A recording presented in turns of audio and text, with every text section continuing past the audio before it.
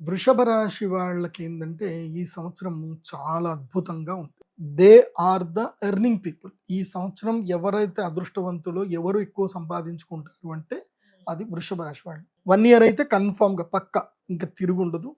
2026 సంవత్సరం అందుకే వృషభ రాశి వాళ్ళు ఎవరున్నా సరే ఇంక నేను చెప్తున్నాను అంటే అర్థం ఏంది అనంటే మీరు ధైర్యంగా అడుగేయొచ్చు అని అర్థం. ఏ రంగమైనా సరే వ్యాపారమే చెయ్యాలి. ఇప్పుడు వృషభ రాశి వారు ఉద్యోగాలు చేయకూడదు.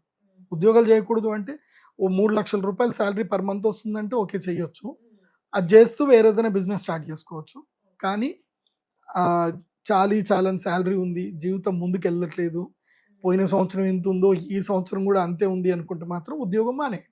లైఫ్‌లో ప్రతిసారి ఏమవుతుందంటే మనకి 30 ఏళ్లకు ఒక్కసారి శనిగ్రహము 11వ స్థానంకి వస్తాడు. 30 ఏళ్లకు ఒక్కసారి మాత్రం వస్తాడు.